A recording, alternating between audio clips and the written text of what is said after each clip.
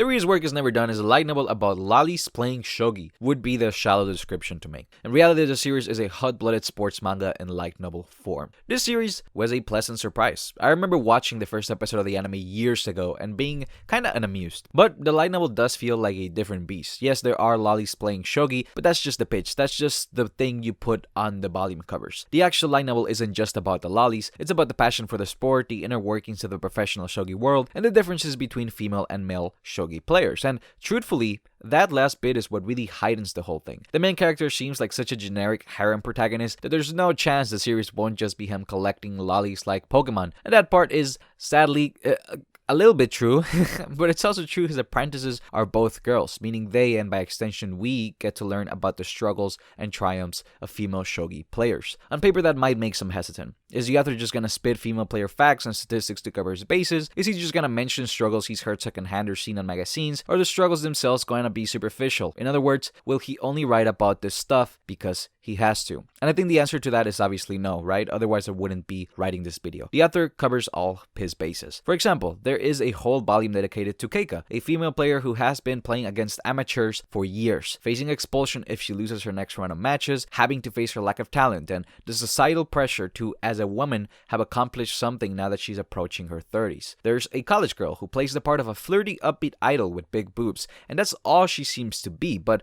later we found out she just does it because things wouldn't be better if she was more reserved anyways. She's supposed to dress herself up because female players should look pretty, but then when she does dress herself up, people say she's doing it because she likes attention and wants to seduce dudes. Volumes later, we see how she's decided to dress herself up and play the part of an idol so she can bring more eyes to the women's league. In that same vein, there's an old female pro with a limp who never had kids or got married because she dedicated her life to propping up the women's league, and she also does have a widely acclaimed high fashion line on the side. There's a player who attended games pregnant, another that holds a title while doubling as a journalist. Even the secretary of the chairman, a pro that is supposedly retired, often talks about how the intensity of the matches makes her want to return to the board. And that last part is important. I'm not mentioning any of this because I think it could author write women. I bring it up because the passion the author holds for shogi very clearly telegraphs into all characters regardless of gender. The fact that they're women is important because shogi is a male-dominated sport. They are all underdogs,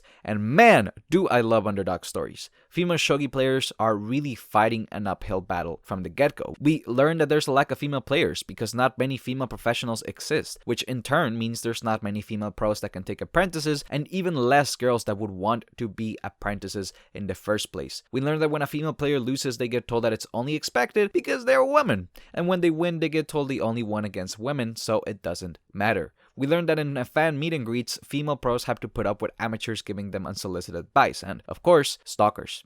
Alright, so it highlights the negatives, okay? But what about the positives? Well, the first 5 volumes are a balance of both female and male player perspectives because the protagonist is making his way to play against the Meijin, and those volumes are good, but they definitely revolve around him, they orbit around him. However, after the final match with the Meijin on volume 5, he borderline becomes a support character to the girls. Volume 6 and onwards have so far been almost exclusively either his apprentices or his tsundere pseudo girlfriend, and that's where the good shit really is. 9 volumes worth of female players giving their all. Hot-blooded sports, but with cute anime girls. Blood, sweat, and tears, the whole deal. The dude is still around, but he's kinda just there to give advice to the girls, or so the author can write in a couple rom-com cliches here and there. It's a deliberate shift in direction too. The author does mention the series was supposed to end on volume 5, so I'm guessing that when it didn't, he decided to shine the spotlight on the girls instead. Okay, so other than the light novel being a spokespiece for the struggles of female shogi players, what are some other good aspects? Well, the author loves shogi, like I mentioned. He says so at the end of every volume, and it's clear through the different interviews and research he does that he is really invested. I think he even mentions he wrote a couple shogi articles for a magazine once, and all of this translates into the light novel. I know nothing about shogi, but the way each move is described paints a visual image that lets you understand the feeling behind each move. So you don't need to know anything about shogi to get hype when the hype moments happen, or feel the struggle of our characters when they're playing against strong opponents. Very rarely do we get a scrutinizingly detailed breakdown of a match. We do get descriptions of moves here and there, but they are just as focused on the visuals as the matches are. If we are to believe the author, he also tries to keep the shogi superpower fantasy moves to a minimum, so it's never an overwhelming amount of crazy twists like other sports series. Overall, you get the feeling the author knows that what's happening is exciting to him but might be boring for us, so he just beefs it up a bit when he puts it into words. And that's it. Yeah,